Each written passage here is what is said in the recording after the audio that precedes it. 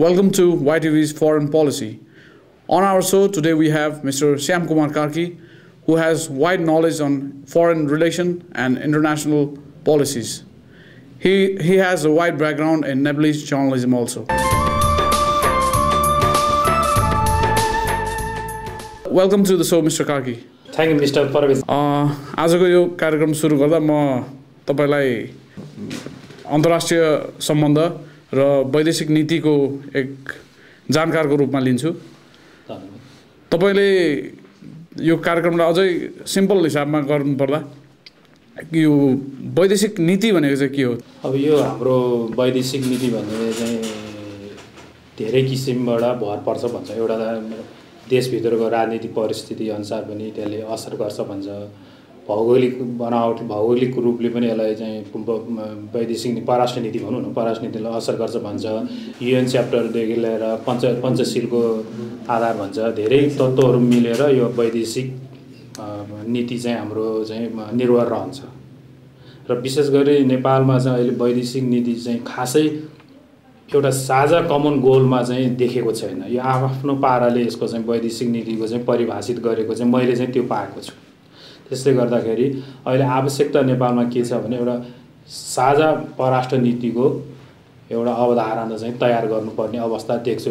यो सम्पूर्ण नेपालका पार्टीहरूले र राज्य मिलेर एउटा चाहिँ कमन गोल फरेन पोलिसी चाहिँको एउटा अवधारणा चाहिँ अति नै आवश्यक देख्छु म चाहिँ। विदेशीहरूले चाहिँ वैदेशिक नीतिलाई एन आई टु सी फरेनर्स नेभर्स भन्छन् कि अब एउटा आफ्नो नीतिले आफ्नो छिमेकी र अरू राष्ट्रलाई हेर्ने दृष्टिकोणलाई पनि वैदेशिक नीतिको रूपमा लिन सकिन्छ। तर हाम्रो परिप्रेक्ष्यमा हामी जुन अवस्थामा अहिले गुज्रिरहेका छौँ, सङ्क्रमणकाल लम्बिरहेको छ, यो अवस्थामा नेपालले के खालको वैदेशिक नीति हामीले अवलम्बन गर्न सक्छौँ त अहिलेको अवस्थामा? अब अहिलेको यो 21औं शताब्दी भनेको आर्थिक कूटनीति नै हो। अहिले इकोनोमिक डिप्लोमेसीमै हामी अगाडि बढ्नुपर्छ। अब यो 21औं शताब्दीमा एउटा देशले अरू एउटा शक्ति राष्ट्र देशले अर्को एउटा निर्बल राष्ट्रलाई भनौँ अथवा एउटा बलियोले अर्को निर्बललाई चाहिँ खाला अथवा केही गर्ला, तर्साउला, अब त्यसको चाहिँ सिमाना चाहिँ अतिक्रमण गर्ला आदि कुराहरू चाहिँ होइन कि अब चाहिँ यो हाम्रो चाहिँ फरेन पोलिसी चाहिँ टोटल्ली डिप्लोमेसी इकोनोमिक डिप्लोमेसीमा चाहिँ निर्भर रहनुपर्छ र त्यसलाई नै अगाडि बढाउनुपर्छ ताकि त्यसले गर्दा हामी जस्तो लिस्ट डेभलपमेन्ट कन्ट्री नेपाललाई एउटा ठुलो एचिभमेन्ट हुन्छ। त्यस कारण म चाहिँ के भन्छु भने अब इकोनोमिक डिप्लोमेसीलाई चाहिँ अङ्गीकार गरेर अगाडि बढ्नुपर्छ जस्तो लाग्छ मलाई चाहिँ। इकोनोमिक डिप्लोमेसीलाई मात्रै अङ्गीकार गर्दा पनि तपाईँको जुन हाम्रो सम्बन्ध छ, दुई देश तीन देश बिचको सम्बन्ध हुन्छ, एउटालाई साथ दिँदा अर्को देश रिसाउने र अर्कोलाई साथ दिँदा ऊ रिसाउने, यो खालको चेक एन्ड ब्यालेन्सलाई कसरी अगाडि बढाउन सकिन्छ? अनि यो त एउटा हामीले एउटा ब्यालेन्स फरेन पोलिसी त गर्नै पर्छ होइन। किन तपाईँले भन्नु खोजेको अब हाम्रो कस्तो भने छिमेकी त फेर्न कदापि सक्दैन। एउटा राष्ट्रले एउटा छिमेकी फेर्न सक्दैन। एउटा घर होइन राष्ट्र भनेको। त्यसकारण हामीले कुनै पनि अवस्थामा इन्डियालाई होस् चाहे चाइनालाई होस् चाहे युलाई होस् चाहे अमेरिकालाई होस्, संसारको कुनै पनि हामीसँग फरेन पोलिसी दैथिक सम्बन्ध भएको राष्ट्रहरूसँग हामीले चाहिँ समान रूपमा एउटा सम्बन्ध चाहिँ विस्तार गर्नुपर्छ। तर पनि विशेष गरेर चाहिँ हामीले चाहिँ दुईटा राष्ट्रलाई चाहिँ हामीले चाहिँ अति नै संवेदनशील भएर चाहिँ हाम्रो परराष्ट्र नीतिलाई चाहिँ अगाडि बढाउनु, त्यो हो चाइना र इन्डिया। त्यसकारण अझ चाइना भन्दा पनि म त इन्डिया बढी फोकस देख्छु। किन हाम्रो चाहिँ धार्मिक राजनीतिक सांस्कृतिक धेरै कुराले चाहिँ हामी इन्डिया र नेपालको चाहिँ सम्बन्ध गहिरो छ। परापूर्व कालदेखि नै हाम्रो सम्बन्ध चाहिँ अहिलेको मात्रै सम्बन्ध होइन नेपाल र भारतको। त्यसकारण चेक एन्ड ब्यालेन्सको फरेन पोलिसीबाट अगाडि नेपाल चाहिँ बढ्यो भने यसले चाहिँ उपलब्धि लिने, यसले चाहिँ हामीले चाहिँ देशको विकास पनि गर्न सकिन्छ। र अहिले कुनै पनि राष्ट्रसँग केही कुरा फाइदा हामीले लिन्छौँ भने त्यो राष्ट्रलाई पनि फाइदा दिनुपर्छ। विन विन सिस्टममा जानुपर्छ। फरेन पोलिसी पनि अब विन विन हुनु पर्यो, न कि हामीलाई मात्र फाइदा लिन्छौँ भने पनि त्यो राष्ट्रले हामीलाई सहयोग गर्दैन र उसलाई मात्रै सहयोग गर्दाखेरि पनि हामीलाई फाइदा हुँदैन भने हामीले गर्नु त मिल्दैन। त्यसैले विन विन फरेन पोलिसी भनौँ न, उसलाई पनि फाइदा हामीलाई पनि फाइदा हुने एउटा अब सोचले लिएर अगाडि बढ्यो भने परराष्ट्र नीति चाहिँ मेरो विचार राम्रै हुन्छ। कार्कीजी, म तपाईँलाई भारतसँग जोड्छु।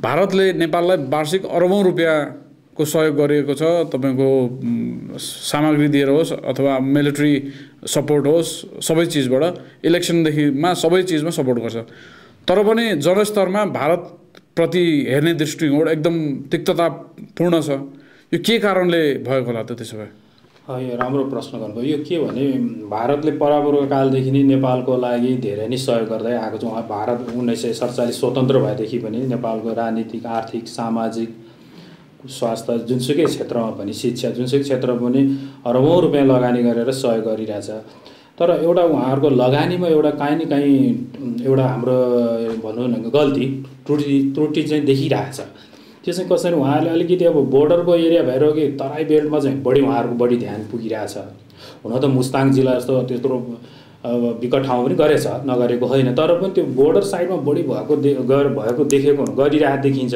त्यसले गर्दा पहाडी र हिमाली साइडको जनताहरूलाई चाहिँ कतै हामीलाई चाहिँ अलिकति बाइस गर्यो कि इन्डियाले भन्ने एउटा सोच पनि छ तर होइन त्यो नेपाल जुन ठाउँमा विकास गरे पनि आखिर नेपालै हो तैपनि अब जनताहरू त एउटा सानो दायराभित्र बसिरहेको हुन्छ उनले चाहिँ हामी पहाडीलाई चाहिँ किन बढी भएन अथवा हिमाली क्षेत्रमा किन बढी गरेन इन्डियाले भन्ने एउटा चाहिँ अहम प्रश्न चाहिँ उठिरहेछ त्यसको लागि चाहिँ म त भारत सरकार तथा यहाँ नेपालमा रहेका इन्डियन एमबिसीहरूको त्यहाँ भएका कार्यरत राजदूतदेखि अन्य व्यक्तिहरूले चाहिँ के सोच्नु पर्यो भने नेपाल र भारतको चाहिँ अब जनस्तरमै सम्बन्ध बढाउनु पर्यो कि खालि एउटा राजनीति हिसाबले मात्रै राजनीतिबाट अथवा राज्य र राज्यबीच अथवा एउटा नेता र एउटा नेताको बिचमा मात्रै सम्बन्ध विस्तार होइन कि जनस्तरमै जगमै गएर तल ग्रास रुटमै गएर चाहिँ जनतासँग अझ बढी इन्डियन गभर्मेन्टले चाहिँ भिजेर काम गर्दाखेरि त्यसको चाहिँ नतिजा अथवा त्यो इन्डियन गभर्मेन्ट गरेको जस पनि पाइन्छ त्यसको लागि चाहिँ मैले 2-4 कुराहरू इन्डियन सरकारले अथवा यहाँको एमबीसीले गर्नुपर्छ कि जस्तो लाग्छ त्यो के भने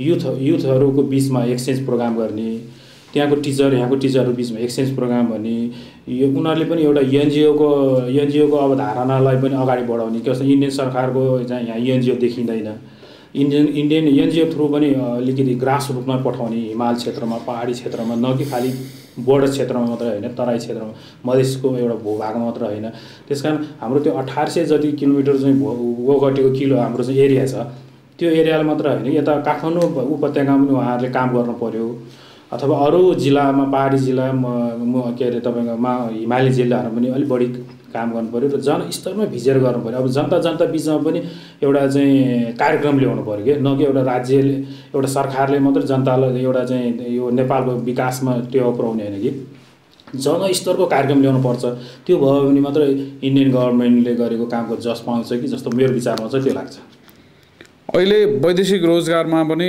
निकै नेपालीहरू गइरहेका छन् अब हाम्रो वैदेशिक नीतिमा अब यो रोजगारको लागि बाहिर जुन गइरहेको छन् उनीहरूको देशसँग हाम्रो सम्बन्ध उनीहरूले परेको पिर मर्का त्यसलाई समाधान गर्नलाई राज्यले त्यो देशहरूसँग के कस्तो नीति अवलम्बन गरेको छ त एउटा त यो अति नै अब नेपाली दाजुभाइ दिदीबहिनीहरूलाई त एउटा अब देशमा रोजगारी नभएपछि विदेशमा गइरहेछ यो त हाम्रो दुःखद पक्ष हो तैपनि त्यति हुँदा जानु परिरहेछ हामीले रोक्न त सक्दैनौँ तर एउटा दुःखको कुरा के छ भने आज हाम्रो 32वटा राष्ट्रमा चाहिँ हाम्रो आवासीय राजदूतावास खोल्नुपर्ने हाम्रो दैलेसम्म खोलेको छन् खोलेकोमा आज 16वटा राष्ट्रमा त हाम्रो राजदूतै खाली छ जसले गर्दाखेरि हाम्रा नेपाली दाजुभाइ दिदीबहिनी त्यो कुनै राष्ट्रमा गएको खाडी राष्ट्रकै कुरा गरौँ गएको ठाउँमा चाहिँ राजदूतै छैन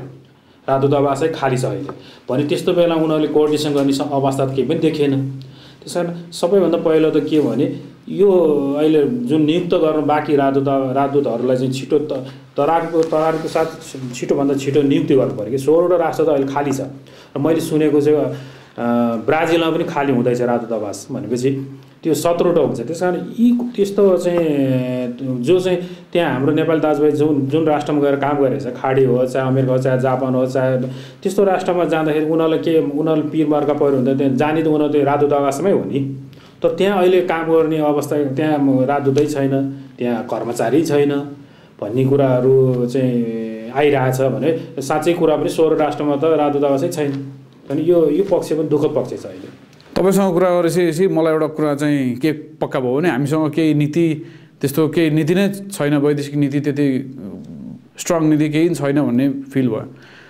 तपाईँको।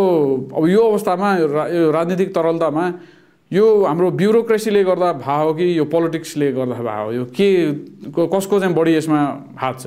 होइन, यसमा त म के भने दुवै पक्षको हात देख्छु। किन हाम्रो नेपालीहरूको एउटा बानी के छ भने अर्काको आङमा चाहिँ तपाईँको त्यो सानो चिज हिँडेको पनि देख्छ भन्छ क्या, जुम्रै हेर्ने पनि देख्छ, आफ्नो आँगो भैँसी हिँडेको पनि देख्दैन भने जस्तो चलन छ।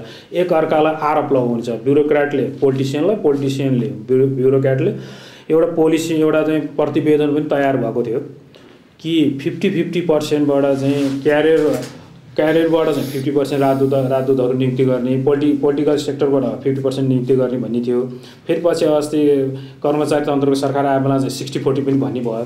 तर जे एउटा पोलिसी त छ, तर त्यो पोलिसीलाई मात्रै अहिले भएको पोलिसीलाई मात्रै तपाईँको इम्प्लिमेन्टेसन गर्न सक्यो मात्रै भने पनि त्यो अझ पनि हाम्रो अन्तर्राष्ट्रिय क्षेत्रमा हाम्रो परराष्ट्र नीति अझ एउटा राम्रो अवस्थामा देखिन्थ्यो कि।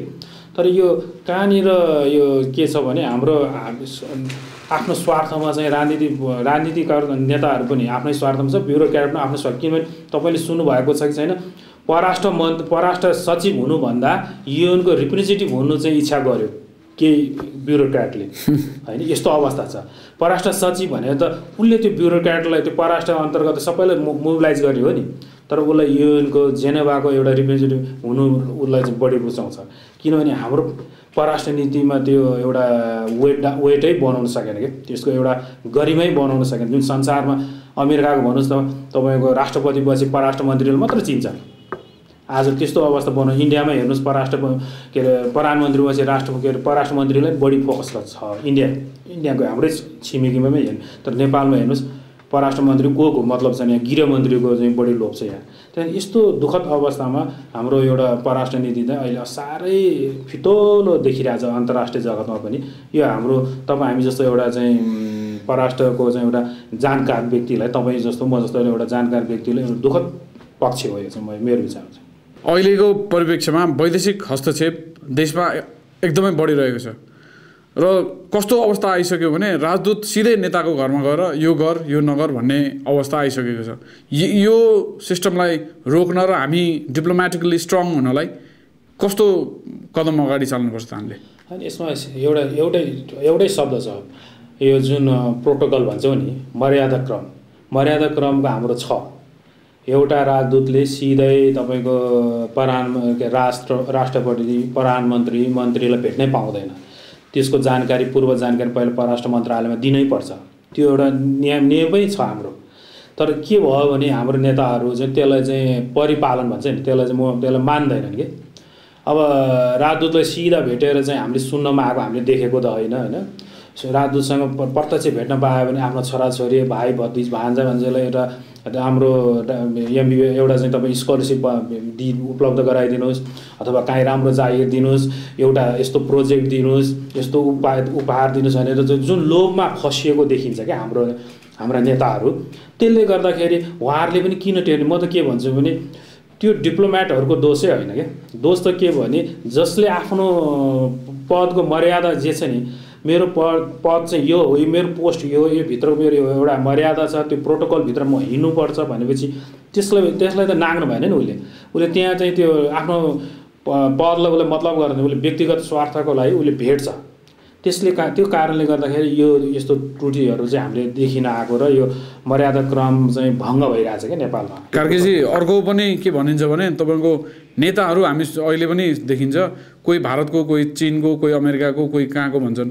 सुरुदेखि विद्यार्थी, अहिले त विद्यार्थी कालदेखि कलेजदेखि नै यो मान्छे यो पक्षको भन्ने हुन्छ कि त त्यो जुन नेता अहिलेको एउटा पदमा पुगेको नेता उसको विद्यार्थी कालदेखि नै ऊ एउटा पक्ष समातेर माथि बढेको, माथि उक्लेको चाहिँ यो त्यसको रिजल्ट हो कि यो? एउटा त अब त्यो पनि हुनसक्छ, किनभने हाम्रो मैले भने नि है तपाईँको हाम्रो मानसिकता के भइसक्यो भने परनिर्भरता भइसक्यो कि। आफूमा क्षमता हुँदाहुँदै पनि त्यो अर्काको मुख हेर्ने चलन भइसक्यो कि। अहिले तपाईँको दोस्रो पुस्ताका नेताहरू हरेक पार्टीमा छन् नि, तर उनीहरूले आफ्नो त्यो पार्टीभित्र उनीहरूले चाहिँ सङ्घर्ष गरेर एउटा दोस्रो शक्तिको रूपमा उनीहरू आउन सक्थ्यो नि, आउन सकिरहेको छैन। किनभने त्यो हाम्रो स्कुलिङै त्यसो भइरहेछ क्या। एउटा परनिर्भरताको राजनीति परनिर्भरतामै हामी रुमल्लेर हामी अगाडि बढेको हुनाले सायद त्यही नतिजा हो। किनभने हिजोकै नतिजा अहिले आउने त हो। हिजो राम्रो भएको भए आज राम्रो हुन्थ्यो होला, आज राम्रो भएपछि भविष्यमा राम्रो हुन्थ्यो होला। त्यही यो चाहिँ एउटा चाहिँ के भने परम्परागतै हाम्रो चाहिँ चलिरहेको हुनाले सायद त्यो भएको होला मेरो विचारमा। कार्कीजी, सार्क लगायत बिमस्टेकमा नेपाल, भारत लगायत छिमेकी राष्ट्रहरू सदस्य छन्, तर आर्थिक रूपमा, कूटनैतिक रूपमा जहिले पनि सार्कलाई, बिमस्टेकलाई एउटा क्लबको रूपमा युज गरेर तपाईँको ठुलो देशले मात्रै यसमा आफ्नो हावी प्रस्तुत गरिरहेको छ। यसलाई कसरी लिनुहुन्छ तपाईँ? यो यस्तो छ, तपाईँ राम्रो प्रश्न। किन